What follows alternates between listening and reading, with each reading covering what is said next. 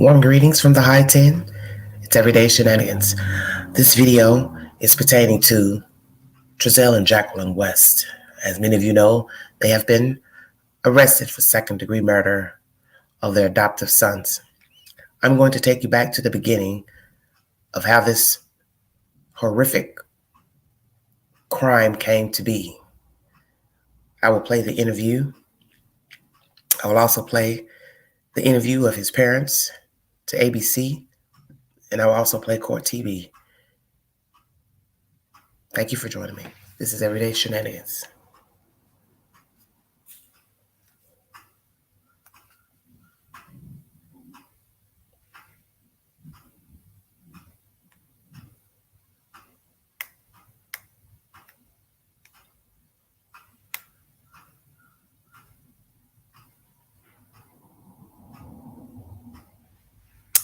Thank you for joining me.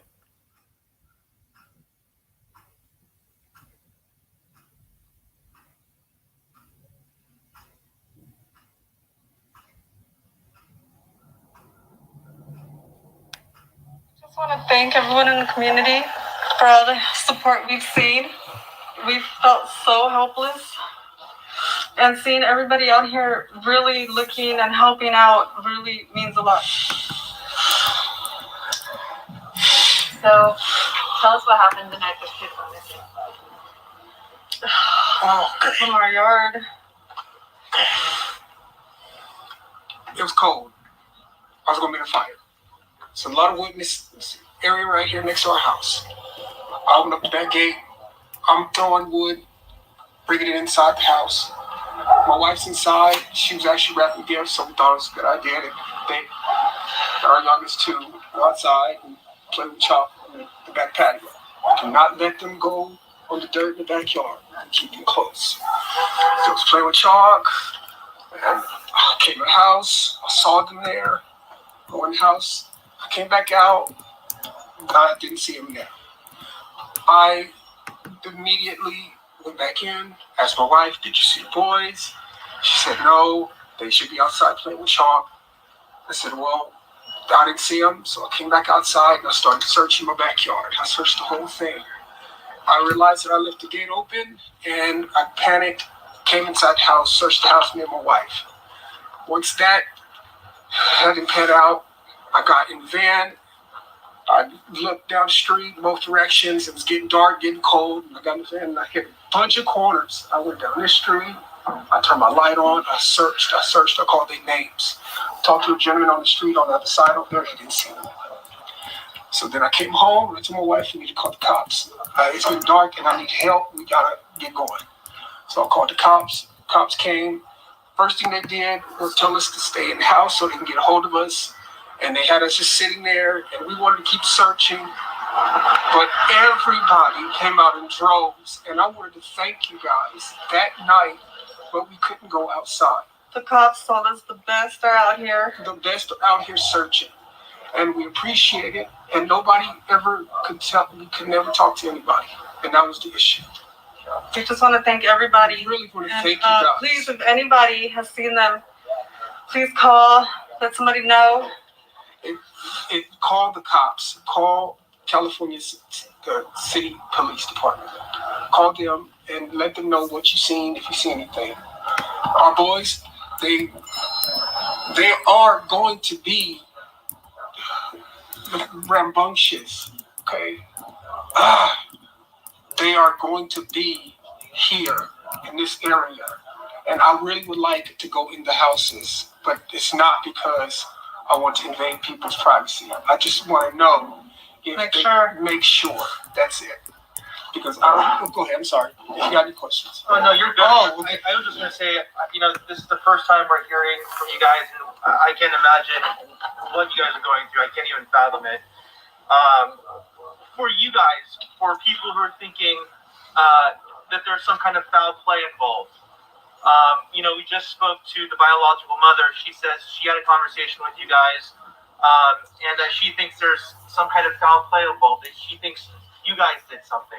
And that's understandable. What's your response to that? That's understandable. I would think the same thing. Yep. I mean, that's exactly the point. And if we can find our babies, then guess what? That's no. And that's all I want is to find our babies. That's it. And I talked to her this morning, and I really wanted to tell her that I am completely sorry because we were entrusted with her children, and they came to us, and they became our children, and we named them, and they are our children, and so we want them back. So please, if y'all could get back on what you guys are doing, we should be able to get a hold of somebody, but they took all of our tech, so they wanted to, I guess, just rule us out, which makes sense. That's part of the investigation.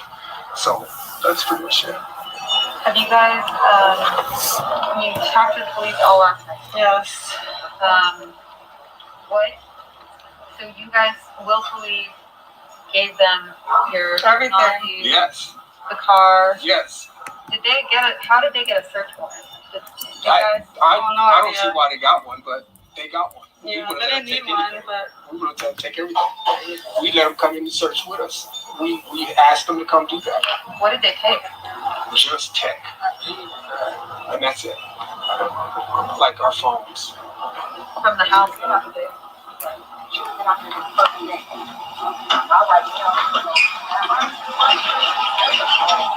Should I answer that? Answer is yes, yeah. Okay. So okay, well, I guess I don't even know. I see. Yeah, we seriously felt like we needed to be out here. We did. Again, we were told the best are out here looking already. Just to stay put. They have more questions. There was literally a cop with us the whole time in there. He had sitting down. We would ask him to go help. They had us sit He down. said nope. He said, no, we got the best out there. So we it's need not. you guys here because we have more I don't want questions. you guys thinking we don't. didn't try. We actually We looked tried. before we called We looked police. best. And I imagine the mind-boggling part is the search for information. What happened? Where are they? Yes. Et cetera, et cetera. And And just so we are able to present the information correctly, at what time did you guys notice your kids went missing? And at what time were they reported missing to the police? it's about, I think it was about 4:30, going on 5. It was getting dark, like I said. 5-ish. 5-ish. That's about it. That's when everything played out. And then when did you guys call the police to report them missing? After we searched Yeah. a little bit around here, it was dark, so we definitely got worried. Would you say it was maybe within an hour, a couple hours? No, it was within minutes of us getting finished with our search. It was within minutes. What do you guys want people at home to understand about this situation? For them, even speaking about what you guys are feeling is difficult. What do you want them at home to understand about this whole situation? We're going through it. It's difficult. I mean, everybody's making their own their own conclusions. They don't know anything. We're not sure like everything. We're not sure. We said what we knew, and if anybody has seen them or anything, please call the police department. Would you be willing to provide pictures, or do you have any? I have older pictures. All my newest were on my phone. Okay. A lot of people are speaking of this as, after the past tense. I want to talk about your kids in present tense.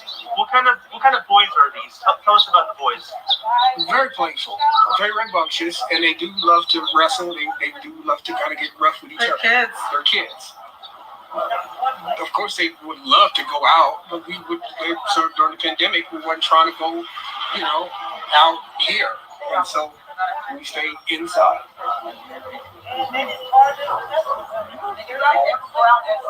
Yes, we did. We searched before we called the cops. That's what we were saying. What time did they come up missing? They came missing right before it got dark. Then we called. I searched that property. I even drove around this neighborhood right here. I even talked to a gentleman on that side, on those streets over there. I said, "Did you see some little black kids?" You go that way looking for them? That's the way I was going to come. But when I came back home, I decided to call the cops because it was dark. They couldn't have got away that fast. And why did it take two people to go in the house and leave two kids out here by themselves. It should have been one parent going in and one parent right here watching the child, not two parents going in the house. So two little kids out here by themselves for 10 minutes. no, they were in the backyard. And So the back how did gate they was get open. out the backyard? And the back gate was open, and I was getting wood So from you this guys lot. been irresponsible and left the gate open, left some little kids outside with the gate open. All right. Sorry, you guys were talking about your boys who you're, I understand. For a mother's intuition, I know you were saying, and we'll get your names after this, but you were saying how you feel like they're in this area. Do you feel the same way? And what is the intuition? What is the sense you get? What do you think happened to your boys? Do you think someone took them? Do you think they're lost? Do you think? Yeah, definitely. I definitely know they're not walking around. They're not that kind. They do not just roam around. These patches. They definitely, I think, definitely would have been picked up or something. That was my assumption. Have they ever taken off of the No. No. No. They've never taken off. No. You guys are new to Cal City, right? Yeah. How long have you guys been living here? Just 3 months.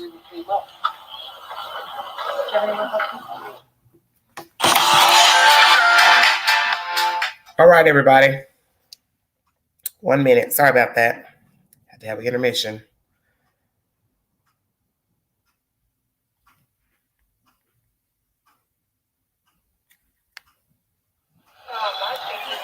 Crazy because y'all say y'all came out looking for the kids and y'all got neighbors that say y'all ain't even came out looking for the kids.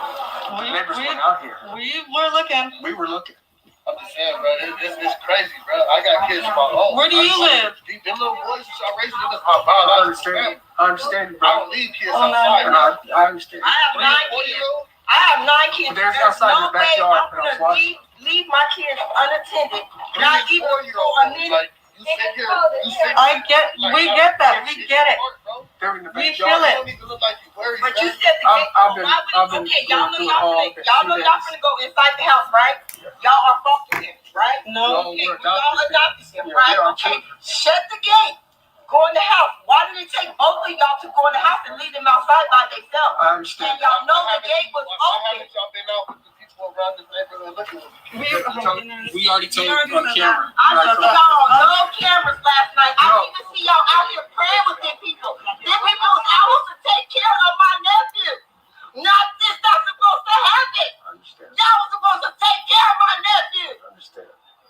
You have If anybody's watching at home who knows anything, or if somebody who has these kids, if they're watching, what is your message to them? The message has always been as soon as possible, call the California City Police Department.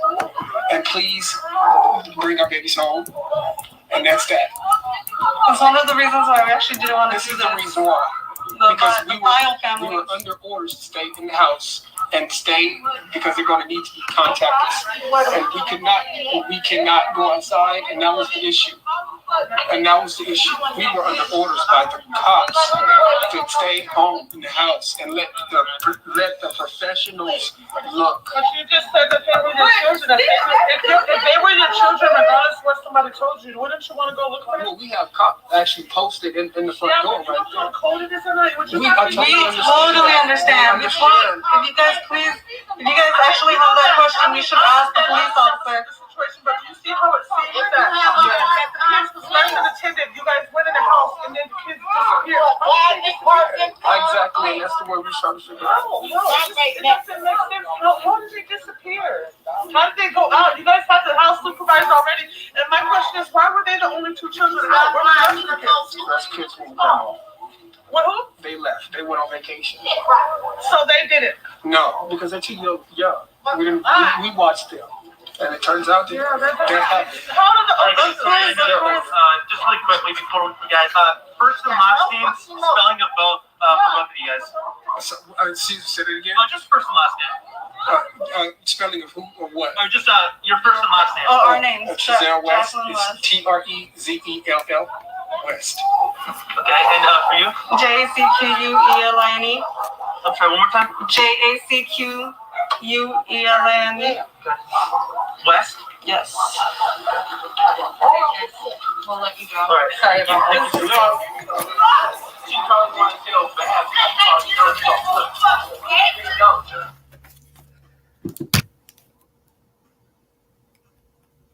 Right. He goes inside of the house. Thank you all for joining me so very much. If you'd like to donate to the channel, $BeganG129 Cash App. Also, per chat to welcome during the live. That is a very interesting interview. There was a lot going on during that interview. And I'm now going to play you commentary from his parents. This is going back in time to how this case came to be with the arrest of Jacqueline and Trezell West a few days ago, and the sick information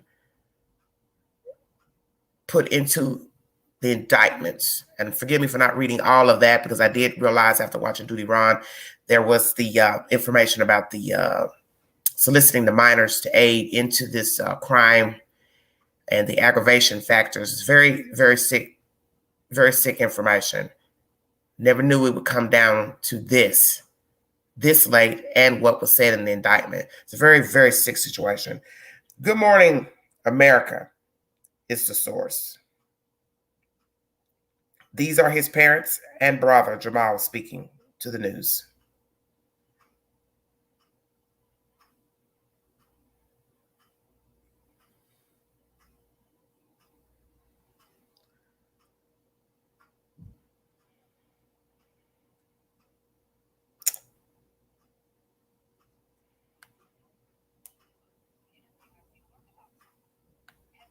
Search for two young brothers who went missing from their backyard almost 7 weeks ago. The reward for their whereabouts now increasing. This morning, ABC News getting an exclusive interview as we learn about some threats allegedly being made against the boys' adopted family. ABC's Zareen Shaw joins us with more. Good morning, Zareen. Good morning, Eva. For the first time, we're hearing from the adoptive dad's family. Look, these boys have been missing over 40 days, but a small California city determined to find them. This morning, the family of the adoptive father of the two California city brothers who vanished, speaking exclusively to ABC News. I just know that they were really good parents as far as I was concerned. We offered a reward out of our own pockets. That reward for 4-year-old Oren and 3-year-old Orson increasing to $120,000, contributed by multiple parties. Authorities receiving more than 2,000 tips and using imaging devices at their adoptive parents, Trezell West and his wife Jacqueline's home, to search for the boys. But now the adoptive dad's family says they're targets, not from authorities, but from the public.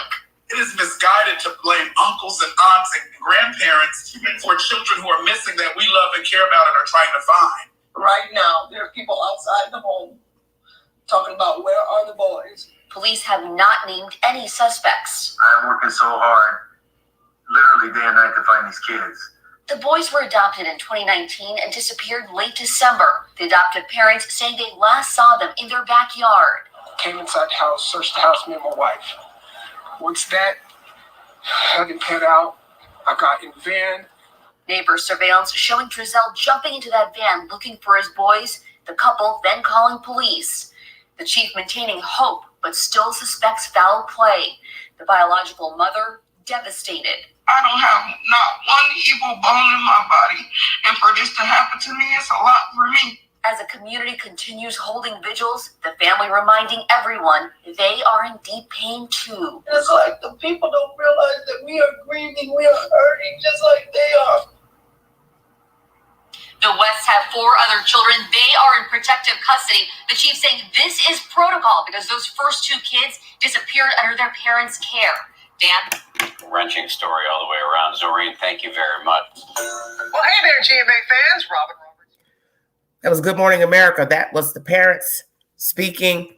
Their brother, Jamal, that lives on the East Coast. And also the last person speaking was the bio mother, who was saying she didn't have an evil bone in her body. The next commentary will be the latest upload from Court TV. Thank you for joining me. This is Everyday Shenanigans, recapping the beginning of this horrific crime of 2 itty-bitty spiders missing out of Cal City And then later, the case was turned over to Bakersfield Police Department 1 year ago this month.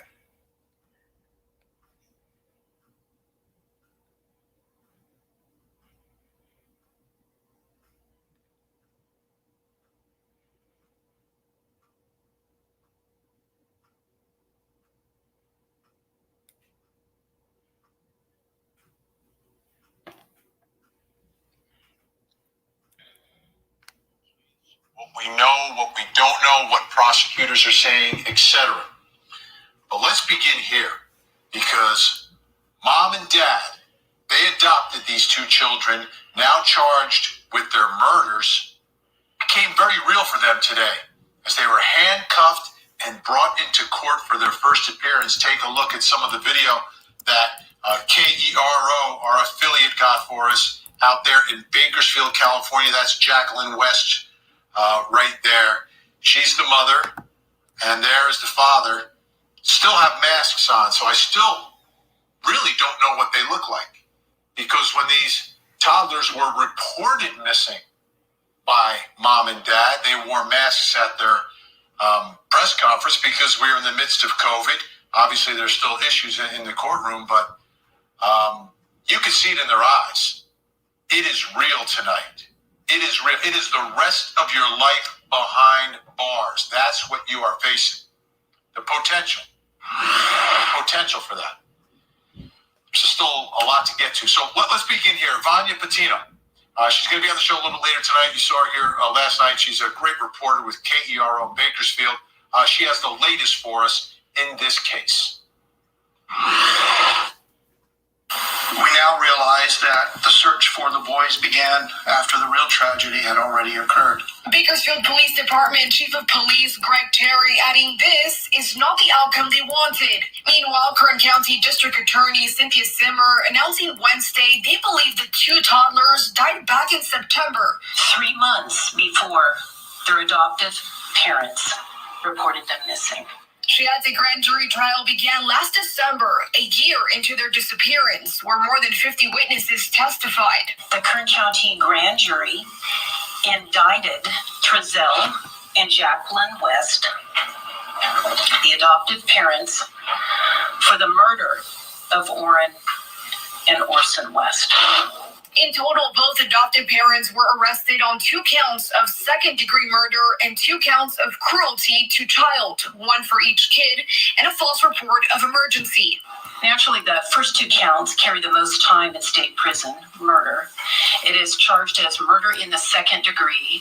That carries 15 years to life, but with 2 victims, the potential penalty, or the maximum possible penalty, if convicted, is 30 years to life. The court documents show that Trezell and Jacqueline West committed a crime that, quote, involved great violence, threat of great bodily harm, or other acts disclosing a high degree of cruelty, viciousness, or callousness with the meaning of California rule of court, end quote. But since the beginning of this case, the community has asked the question, where are the boys? And that question is still unanswered. Is no, they have not been found. However, I would like to emphasize that the fact that law enforcement have not found their bodies does not preclude a murder prosecution. Simmer adds there have been many so-called no-body homicides successfully prosecuted, including in Kern County. The 5th count talks about the falsely reporting of an emergency. During the initial covering of this case, we did hear from the adoptive parents when we asked them for their response to being accused of the boys' disappearance. That's understandable. I would think the same thing.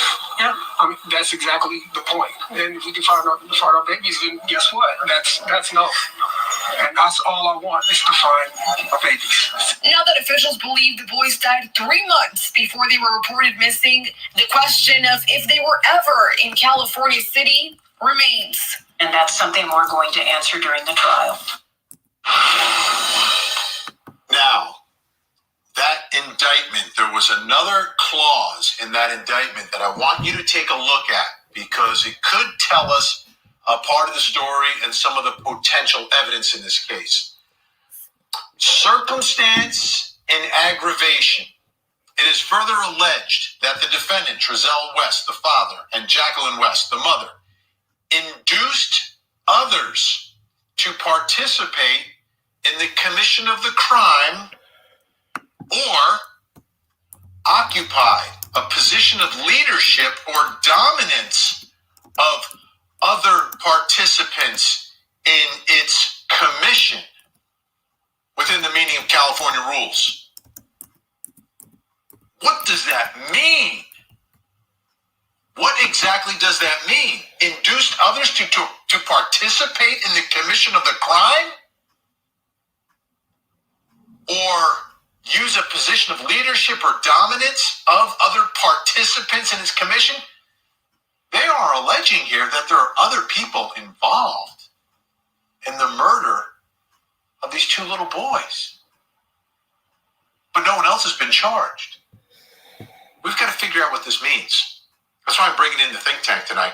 Joining us in the Bronx, New York, criminal defense attorney Renee Hill. In Philadelphia, Pennsylvania, family law attorney Jennifer Brandt. And joining us in Los Angeles, California, attorney, trial consultant Dina Sayegdal. Great to have everyone here. I'm going to start with Dina. Welcome to the show, by the way. You're in California. This is a California indictment.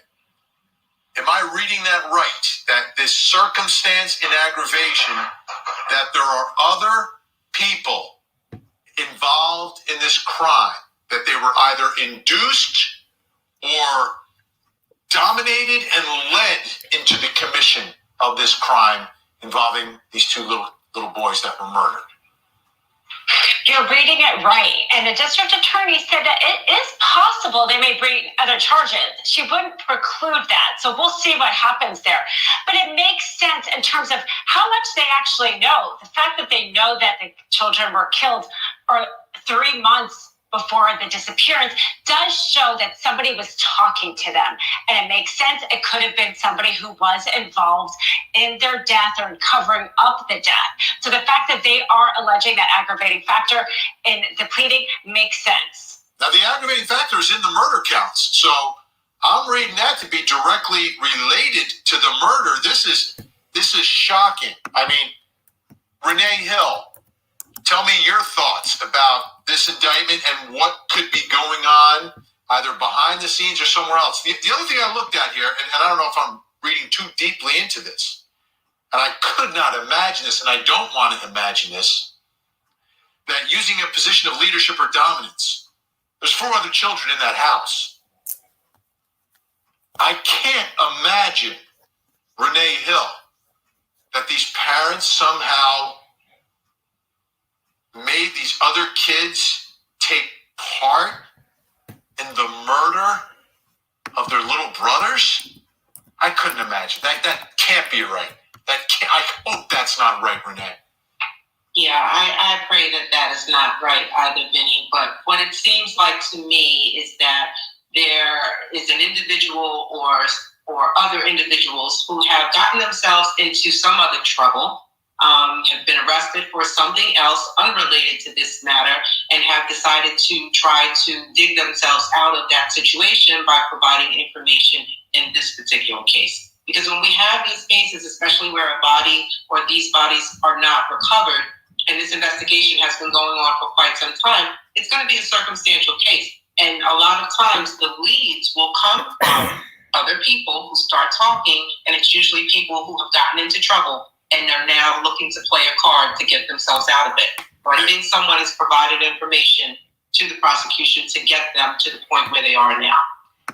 Well, Renee, you mentioned circumstantial evidence, but at that press conference, it was she just kind of threw it in there. Like she said direct, a combination of direct and circumstantial evidence. So Jennifer Brandt, I think of direct evidence. There's, a few different kinds that I believe are direct evidence. Some people have different definitions.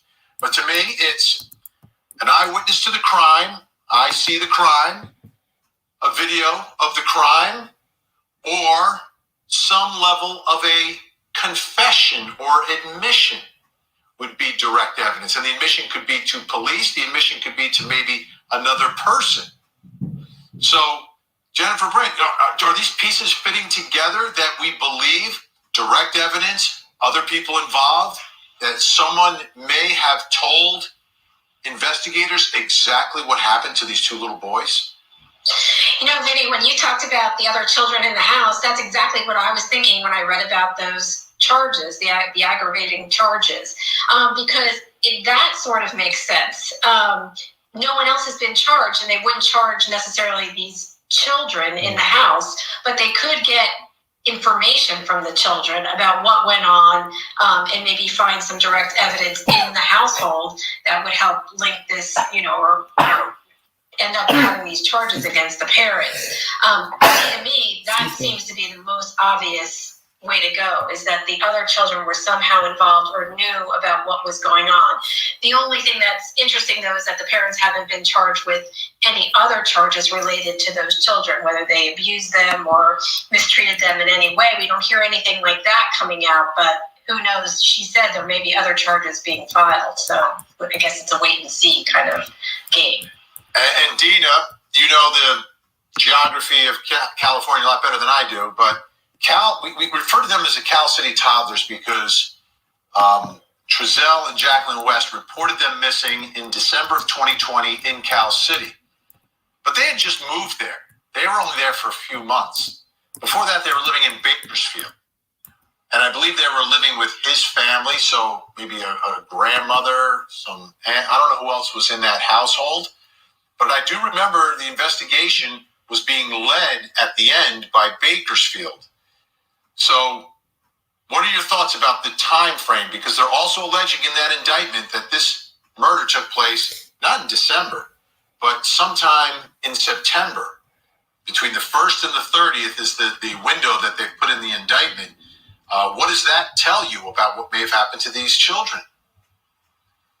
And she was kind of admitted that it's possible that the children were never in Cal City, that they, because of that fact that they had moved there. I mean, Bakersfield is a much larger city. It makes sense that they were the ones that were leading the search, and they're both in Kern County, so the DA is the same for both of them. So to that extent, it doesn't really matter in terms of what kind of indictment was going to be. But I imagine when the trial comes, that will be the facts. They're going to have to show, 3 months prior is when this crime was committed. So whether or not the children ever made that move with them or not, we'll find out the prosecution's theory on that. Now, the other thing that's in the indictment, Renee, that is significant, it's not first degree. They're not alleging premeditation. But there were other parts of that indictment, again, with these circumstances and aggravation, where they're talking about it was done with professionalism. There was some strange language in there, but it seems like it was more than just some sort of an accident here. It's second degree, but it's not premeditated. What should we read from that? Where does that lead us to? Like, how do you kill a child, but it's something that you didn't plan to do, but you kill 2 of them? That, to me, that doesn't make sense. That's something that's really hard to reconcile with, but perhaps we're going to see something along the lines of an ongoing level of abuse that ultimately led to their death, that perhaps they didn't intend for a death to occur, but they were abusing them. If it was one child, it's for both of them. I understand, and I agree with you. Both to die, and it's not. I can't put that together yet in my mind. I can't put it. I think there's a lot here, Vinny, that the prosecution is keeping under wraps. That they feel very confident about with their case, and that they haven't disclosed to us. So it's a little, to us, what we're hearing right now makes it really difficult to understand a lot of the charges in the indictment. But from the way the prosecutor spoke at that press conference, I feel like she has a lot in her arsenal there that she's going to bring to this trial. Now, here's the other part that's a little bit of a disconnect for me, Jennifer. If, in fact, there are other people involved or another person involved and they're cooperating, that cooperation has not led to finding these children, has not led to recovering their bodies. So how does that make sense? Well, again, I mean, we don't know. We don't know what the other person or people knew about this crime or how much they knew.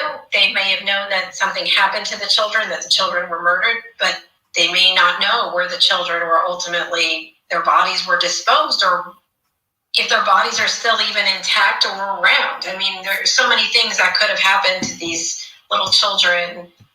You know, it's just terrible to even think about it. But I guess we will ultimately, hopefully, find out. You know, for the biological parents and anybody else who cares about these children, at least to have some closure on what happened and where these bodies are.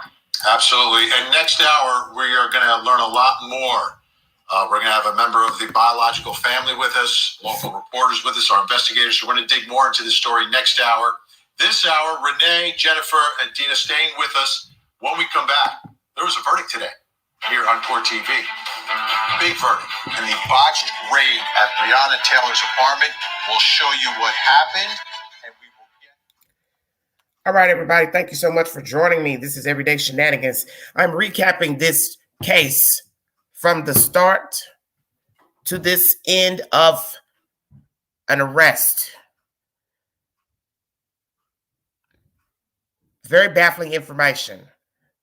I brought you content pertaining to the initial interview by Jacqueline and Trezell West, the interview with his parents to ABC News, and also this latest segment of Court TV. Please tune into Court TV. As he said, they will have some other guests on the show pertaining to the Bio family and I believe law enforcement, if I'm not mistaken.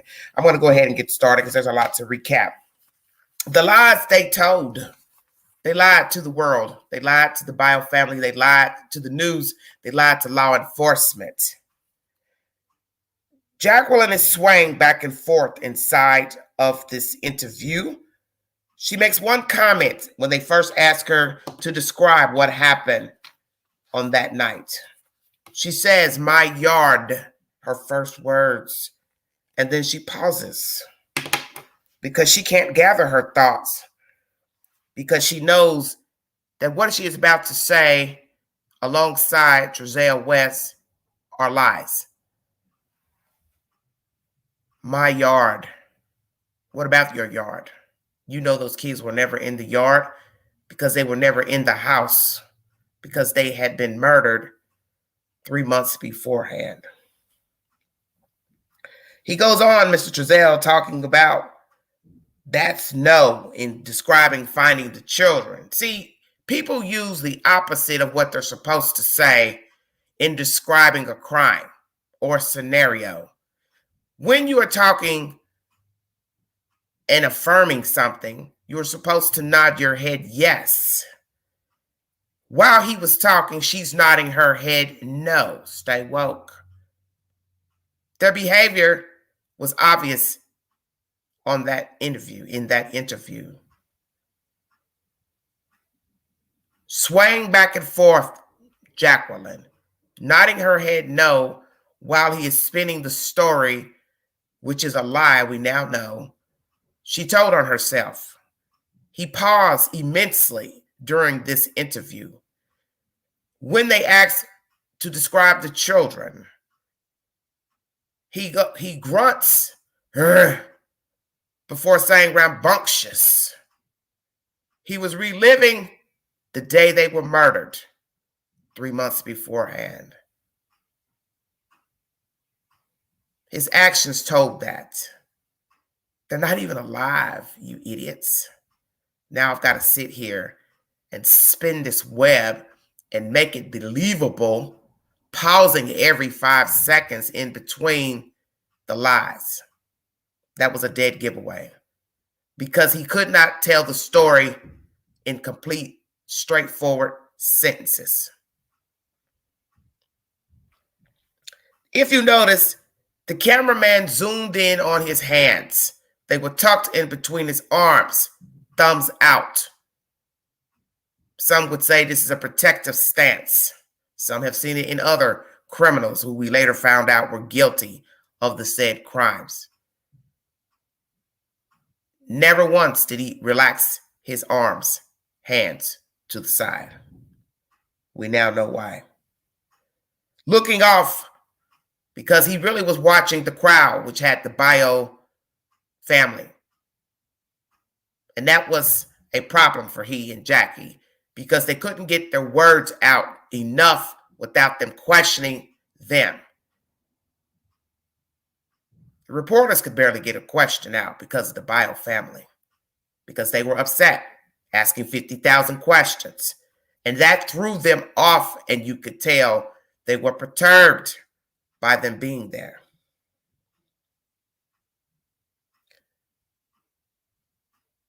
They looked for the children. They stayed in because law enforcement told them to do so. That didn't sound right either. When he says everything played out, he told on himself. That is a prime comment used by guilty parties. That's how it played out. That's how what played out? What are you speaking of? Because usually played out means I have knowledge of the crime. But see, when you're guilty, you don't think of what you're really saying in interrogation and in front of the news. You've rehearsed it possibly 2 or 3 days, but rehearsing in the mirror and saying it out loud are two different things. Because what I'm meaning to do and say may not happen when I'm in a spot-on situation. How it played out. You mean how you killed those kids 3 months beforehand, coercing your children, if we are to believe that is what the indictment is implying. Body language off. Pausing and grunting while talking. He relived the crime while talking to the news. Very sick. Jacqueline swaying and nodding, basically in disagreement to what he was saying, but she didn't think about that. She didn't know what she was doing. This is why sometimes it's best not to speak. But she knew she had to speak because they were spinning this lie to the public about missing children that never happened. No eye contact from Jacqueline to the news reporters. Head down, swaying, nodding no. Damn, I did this. Damn, we killed those damn kids. Man, I'll be glad when this is over with. Subconscious indeed. The eyes told the story of what happened to the children.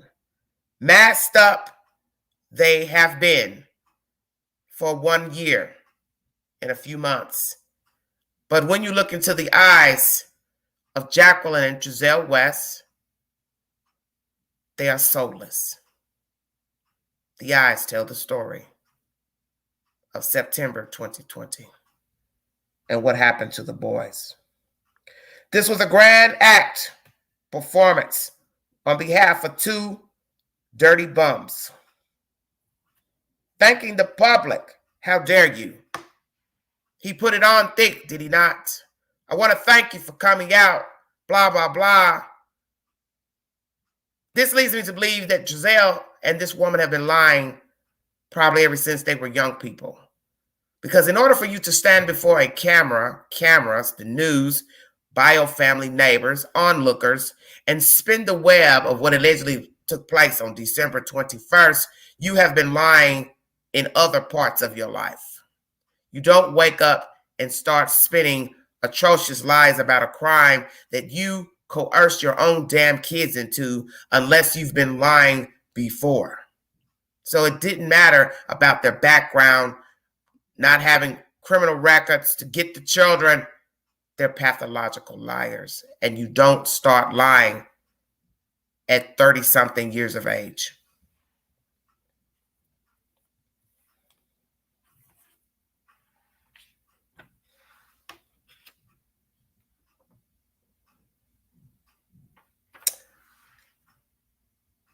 Very, very strange behavior pertaining to these people.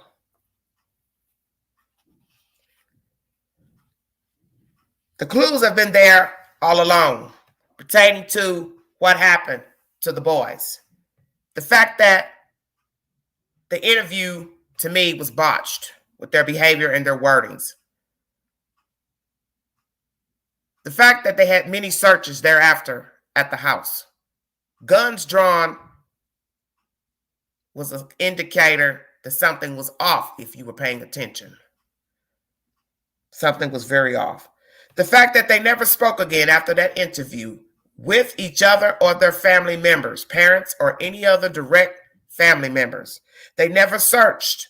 When people came to search, and as this relative says, who I believe is an aunt of the children, says that you didn't even come out and pray with the people outside of your house when they were praying for the children. That was a dead giveaway that something is amiss with these people. His mom and dad spoke to Good Morning America, and his mother spoke in past tense. They were good parents as far as I know. Basically, she was speaking as if her own damn son and daughter-in-law were dead. Stay woke. Stay woke.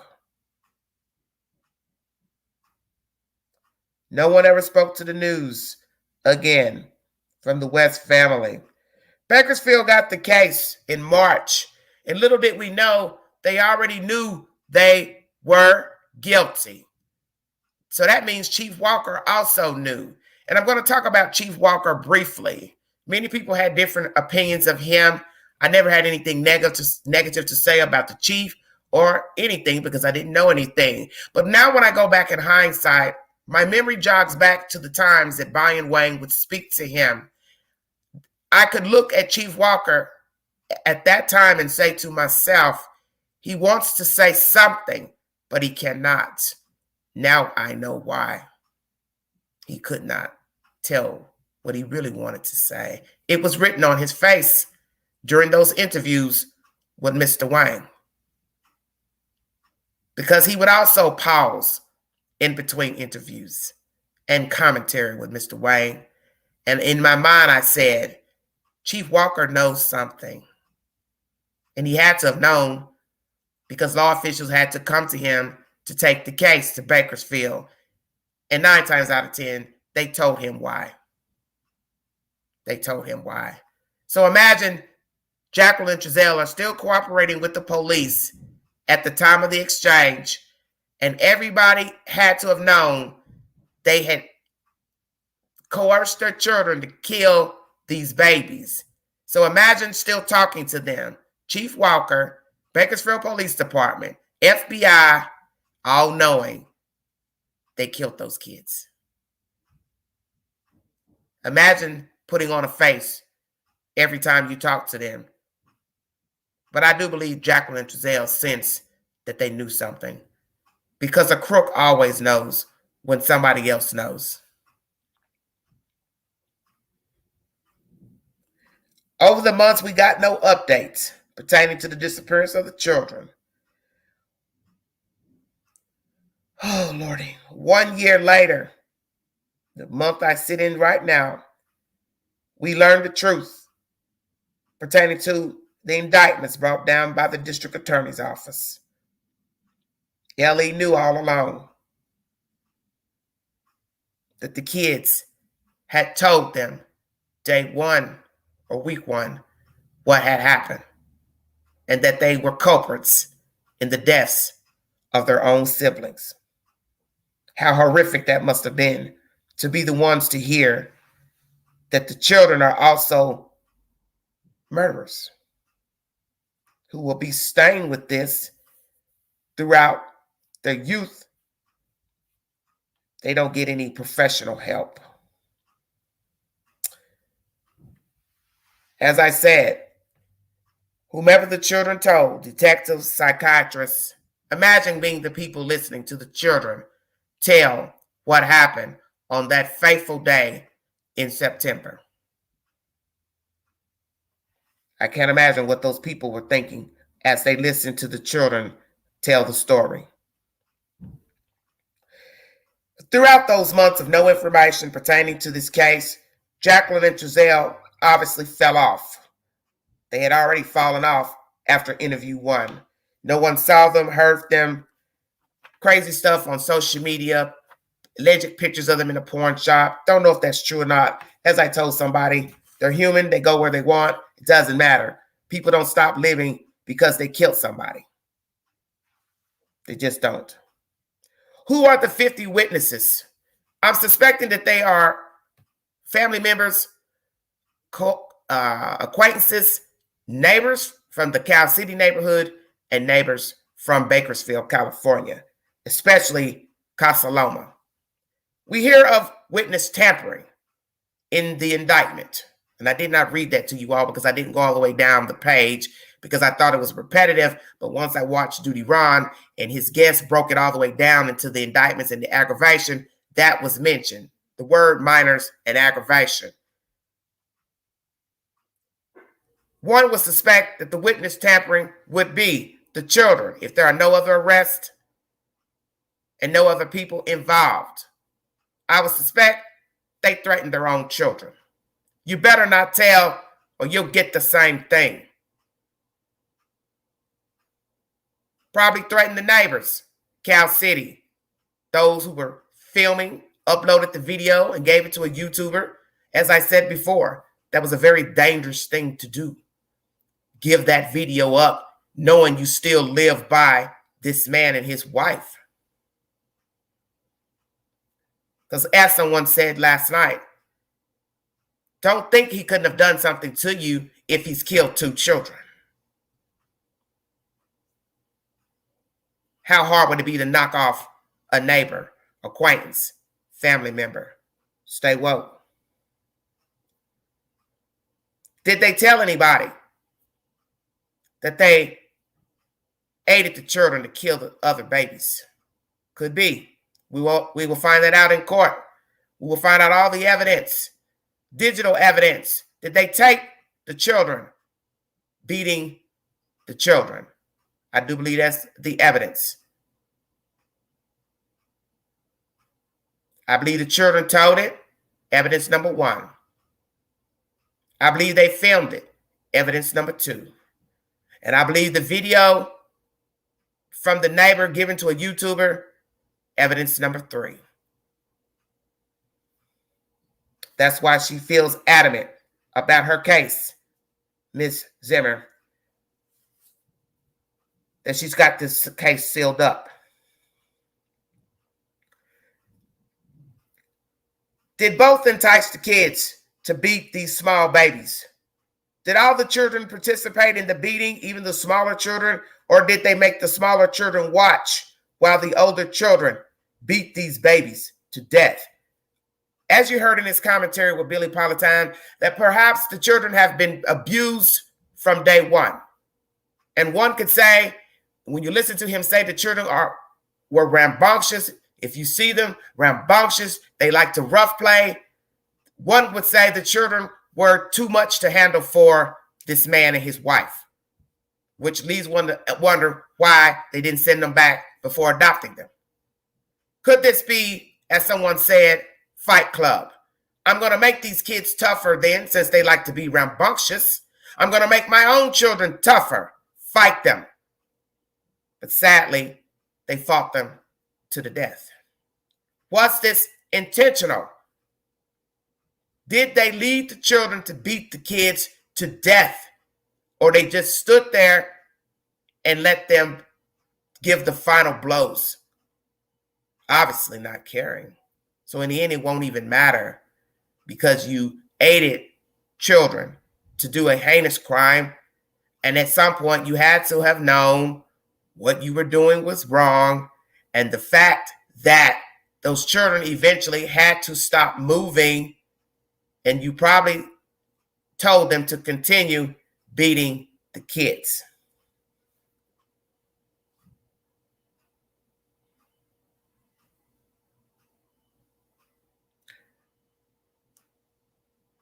I don't think there are other adults involved. That was also mentioned in this court TV segment. I do believe the culprits are the older children that are Jacqueline and Trezell's biological children. They were the oldest and the bigger children, and they would have been able to inflict more harm against the kids. Will the children testify? Because I believe they are the main sources of the information that will be brought before the court. You've been asking about pleas, finding the body. I don't think any of that will ever happen, only because they have put in a not guilty plea. So if you go to court to plead not guilty, you have no reason to take a plea. You have no reason to tell where the bodies are. For what reason? And the man who was on Duty Ron's program, he laid it out matter of factly. Why not go all the way? You're saying you have this evidence. I've pled not guilty. Why not take the gamble to see if 12 members of a jury can find me not guilty? He said that with truth and factual. You're dealing with two mastermind sociopaths, psychopaths, perhaps. So why not go all the way?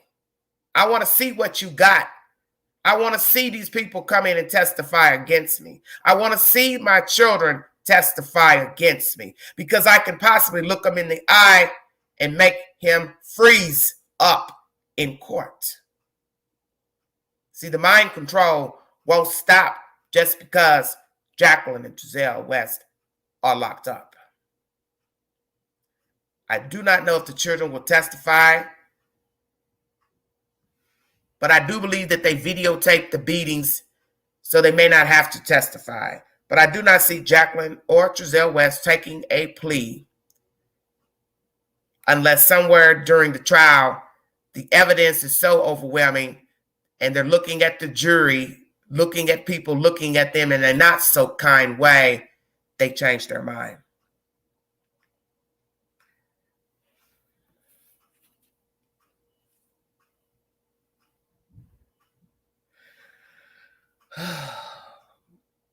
As I said, that interview was pivotal. You heard the bio mom saying she believed they did something. You also hear him saying it's understandable. This is a sick mind to even agree with the bio mother.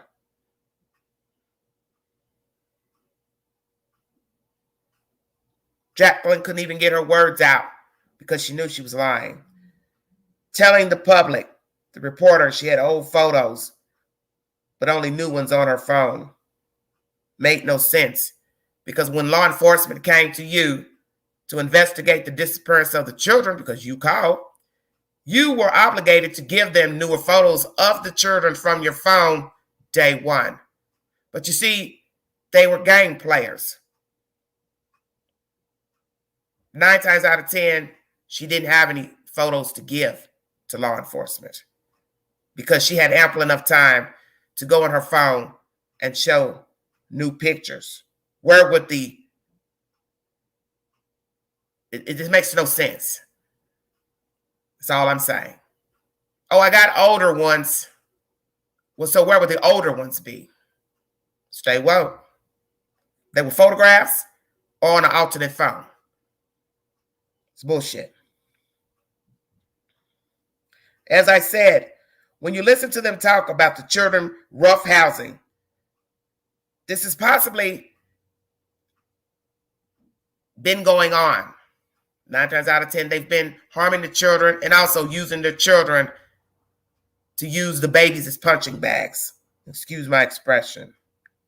But that has been mentioned in commentary, that the abuse was probably going on before that fateful day in September.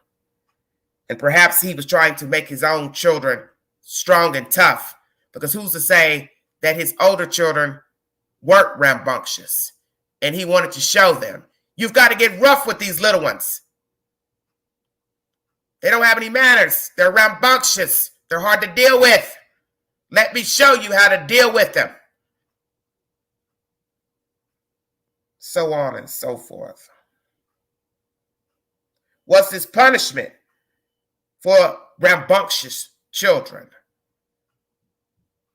He used the kids because he knew in the end, if it ever came down to what took place this week, which was an indictment and an arrest, his hands were clean. He and Jacqueline's, so they thought. But aiding a child into a crime, your hands are not clean, sir, ma'am. You are filthy, dirty. because you used your children to perform heinous acts that led to 2 deaths. So by no means are your hands clean, but you knew not to touch them. But we will see if he did touch them, because as I said, I believe the evidence was filmed. Family arguing in the background threw them off.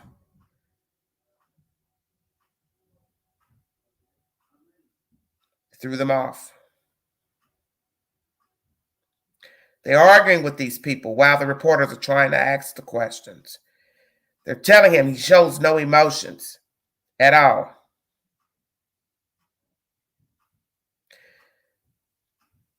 Saying that the child could have taken off. You knew he hadn't taken off. You went and searched for the child. The child never made it. I don't think. The children never made it.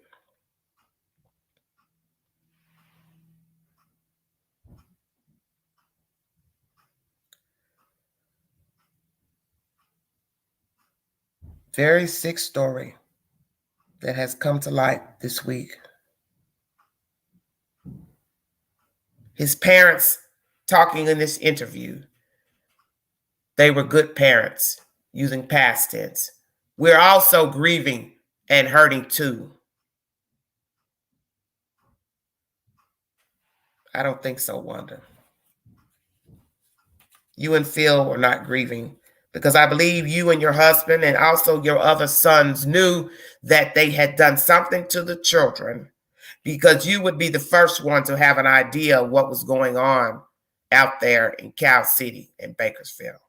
And I do not know the relationship between Trezell and his parents, but I got a funky feeling she has an idea that the children were missing.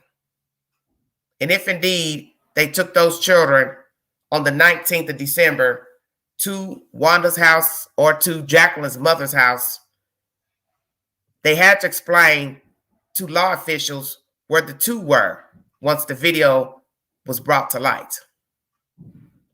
So imagine them saying, we have a video showing you entering into the van with 4 small children.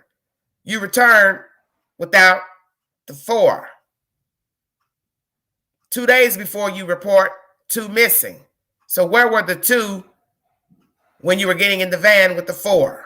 What do you think Jacqueline and Trezell told the police? That's why you know now that it was a combination of that video and the children telling the truth is why this case got handed over to Bakersfield Police Department. They knew all along that they were lying and that the children never made it to Cal City and that the children were dead.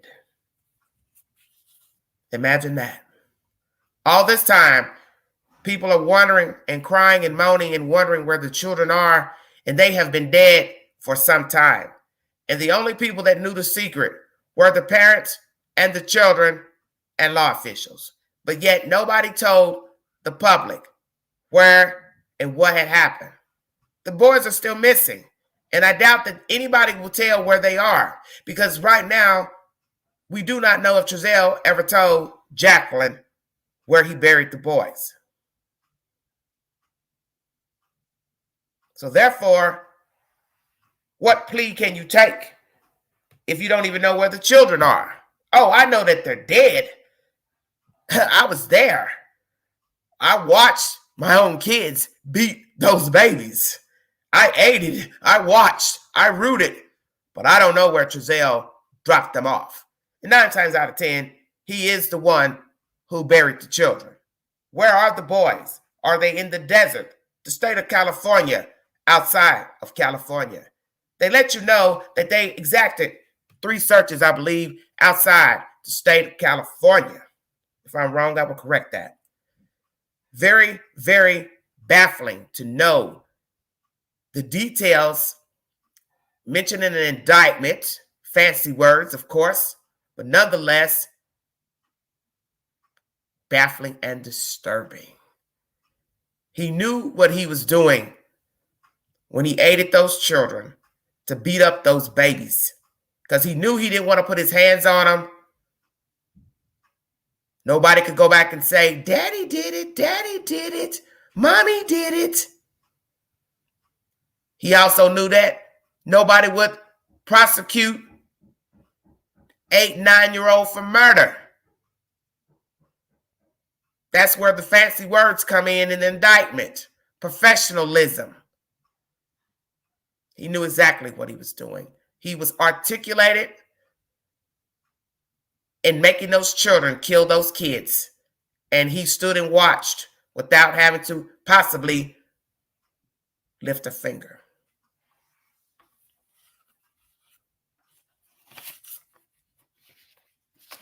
We live in a sad, sad world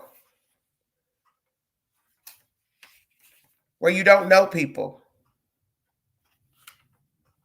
and you have no idea who you're talking to.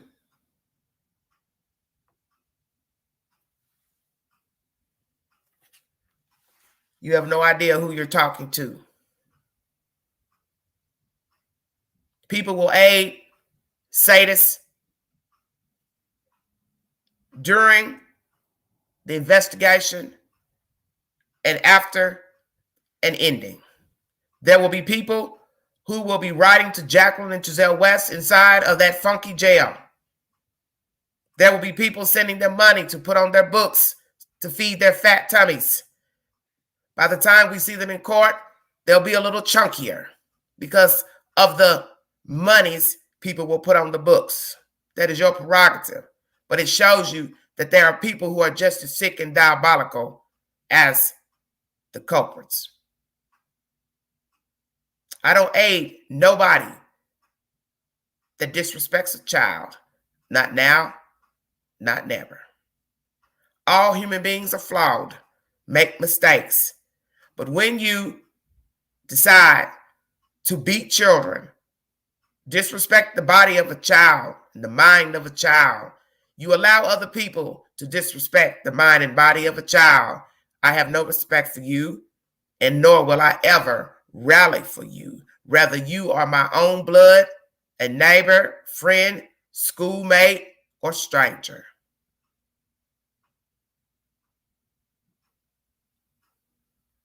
And the sick part is that there are people who will aid these types of bombs.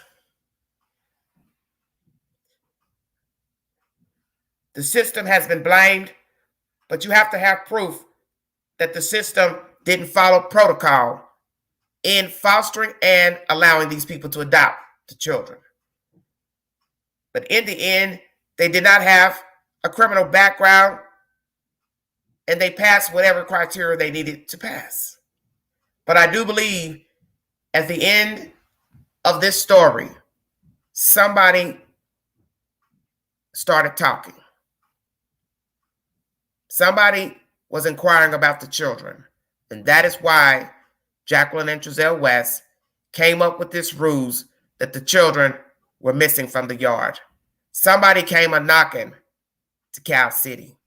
And they had to come up with this devious plan that they were missing, besides the deaths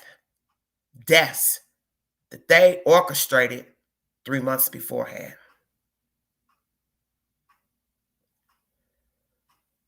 Who are the 50 witnesses? What will they reveal in the courtroom? What will they say about Jacqueline and Trezell West and their rearing of the said 6 children? Will the 6 children be witnesses in the courtroom? Will they testify? As this man spoke on Duty Ron's channel, that perhaps they take a plea to save the family the grief and save the children from having to testify and do more harm to them, because in the end, the children are victims as well as the 2 deceased brothers. And of course, you don't want more harm to come to the children. But we also don't want them to get lesser time to where eventually they can be paroled out of prison. Because in the end, It is man who will say if they can stay or go inside of the prison, besides what the judge and or 12 members of a jury decide on a sentence. Many people have come out of prison earlier than anticipated by the public.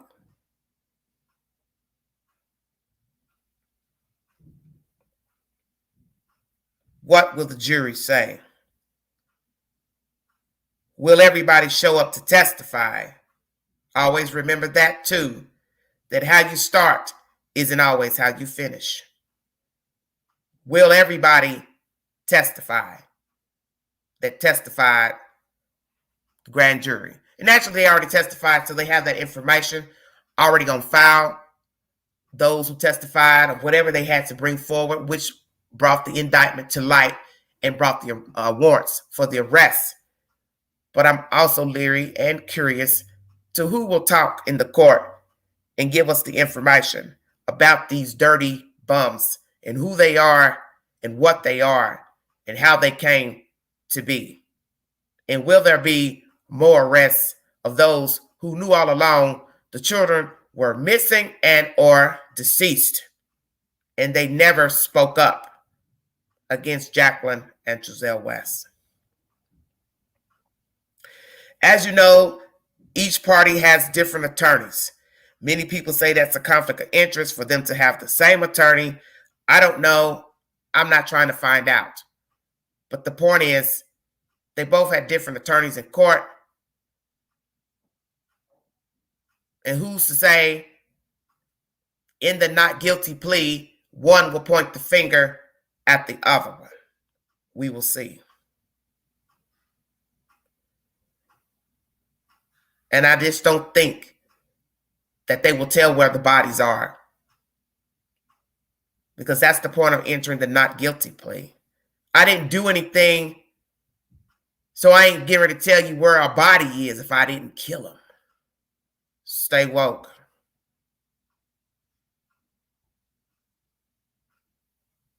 How did it come to this? Just a little over a year, a fraudulent call was put into the dispatch in Cal City on December 21st, 2020 by Jacqueline and Trezell West that two of their children were missing from a backyard. And we now find out a year later, a little over a year, that that was a lie spun by two devious machines, and that they aided their children to kill the children that they were supposed to love and take care of.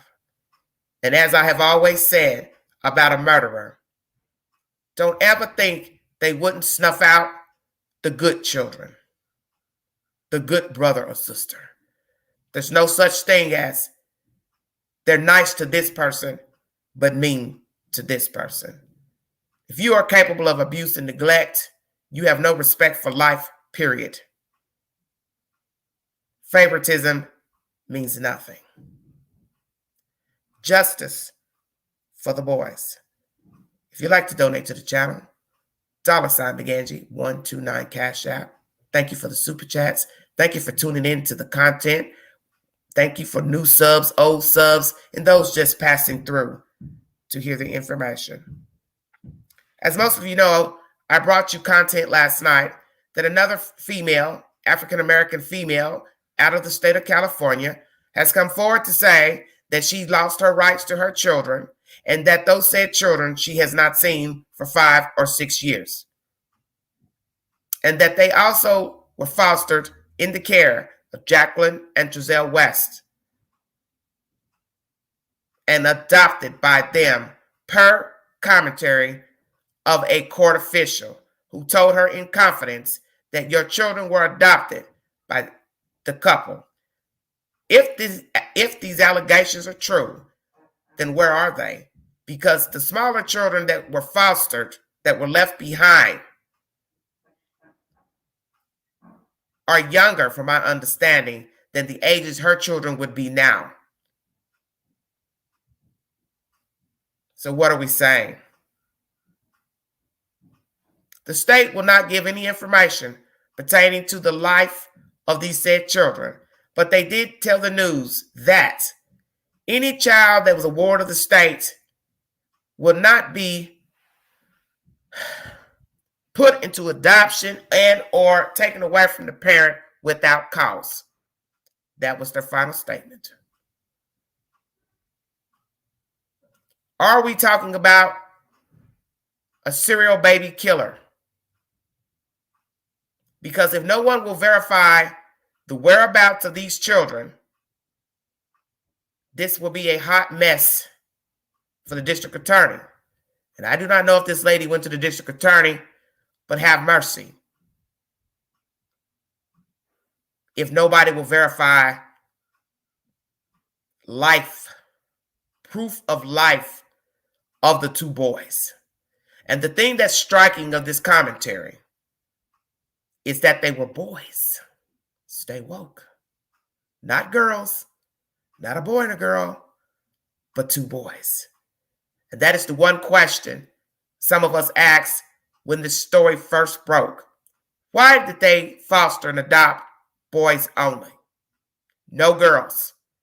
Why would a woman not want a girl child? Your preference. Some think it's easier to raise boys, but you have to ask yourself, why did they foster and adopt boys only? And now we have an African-American female who has come forward to the news saying she has not seen her children or heard from them in 5 or 6 years. They were fostered and adopted by Jacqueline and Trezell West. Where are those boys?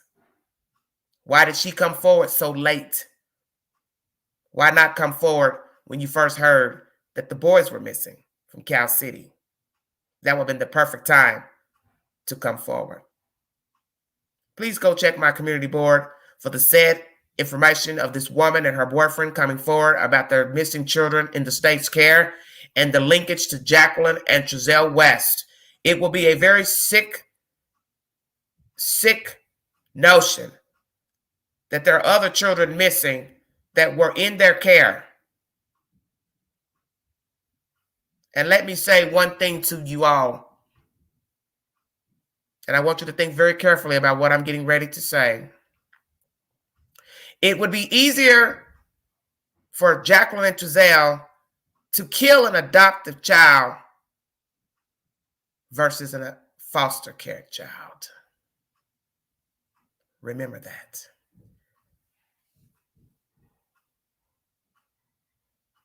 Easier to kill an adoptive child versus a foster child.